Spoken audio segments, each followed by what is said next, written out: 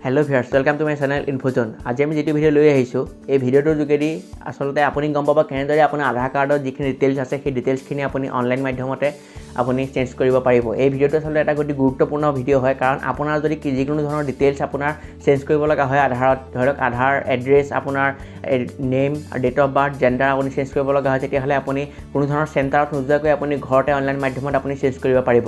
আপোনাৰ যদি mobile number আৰু আপোনাৰ ফটো চেঞ্জ কৰিব লগা হয় তেতিয়া হলে আপুনি চেণ্টাৰত গৈ পেলাই আপুনি চেঞ্জ কৰিব পাৰিব। আপোনাৰ এই যিকেইটা মই যিকেইটা ডিটেইলছ আপোনাক কৈছোঁ যে name gender date of birth আৰু এড্ৰেছ এইকেইটা আপুনি যদি চেঞ্জ কৰিবলগীয়া হয় অনলাইন মাধ্যমত তেতিয়াহ'লে আপোনাৰ এটা বস্তুৰ প্ৰয়োজন হ'ব সেইটো হৈছে আপোনাৰ ৰেজিষ্টাৰ্ড মোবাইল নাম্বাৰ। আপোনাৰ যদি ৰেজিষ্টাৰ্ড মোবাইল নাম্বাৰ এটা আছে তেতিয়াহ'লে আপুনি এইকেইটা ডিটেইলছ আপুনি অতি সহজতে চেঞ্জ কৰিব পাৰিব।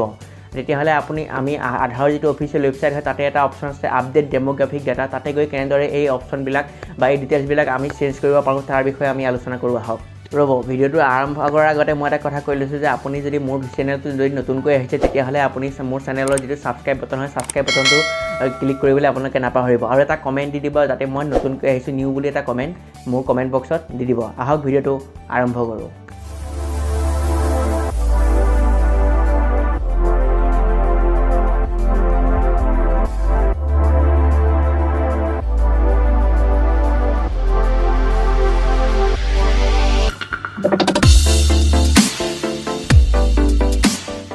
আজি আমি দেখাইছোঁ আধাৰ কাৰ্ডত আপুনি এড্ৰেছ কেনেকৈ চেঞ্জ কৰিব পাৰিব। ইয়াৰ বাবে আপুনি আধাৰৰ যিটো অফিচিয়েল ৱেবছাইট হয় সেই ৱেবছাইটটোত আহি আপুনি তললৈ অলপ স্ক্ৰল কৰিব। ইয়াতে আপুনি এটা অপশ্যন দেখিব আপডেট আধাৰ অপশ্যনটোত আপুনি ক্লিক কৰিব।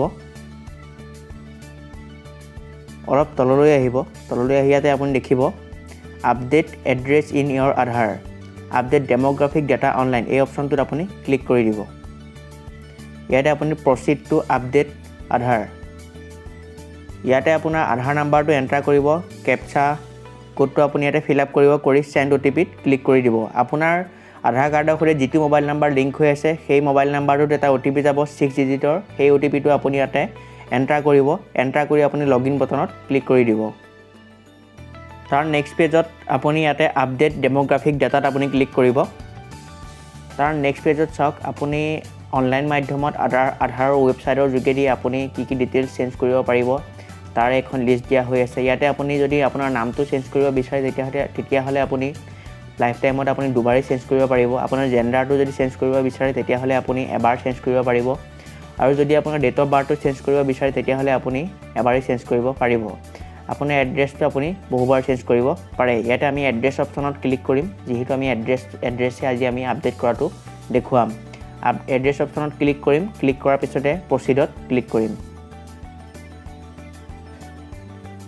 তাৰ নেক্সট পেজত ইয়াতে টাৰ্মছ এণ্ড কণ্ডিশ্যন আহিছে আপুনি পঢ়ি ল'ব। পঢ়াৰ পিছতে আপুনি য়েছ বটনটোত ক্লিক কৰি দিব, ক্লিক কৰাৰ পিছতে প্ৰচিডত ক্লিক কৰি দিব। ইয়াতে চাওক আপোনাৰ যিটো পুৰণা এড্ৰেছ আছিলে সেই এড্ৰেছটো আপোনাৰ ইয়াতে শ্ব' কৰিছে। আপুনি যে নতুন এড্ৰেছ এণ্টাৰ কৰিবলৈ হ'লে আপোনাৰ ইয়াতে চাওক এণ্টাৰ ডিটেইলছ বুলি ইয়াতে কেয়াৰ অফ হাউচ বিল্ডিং এই সকলোবিলাক আপুনি ফিল আপ কৰিব লাগিব। ফিল আপ কৰাৰ পিছতে আপুনি শেষতে আপোনাৰ আপলোড ভেলিড ডকুমেণ্ট আপোনাৰ ডকুমেণ্ট এখন আপলোড কৰিব ইয়াতে লাগিব।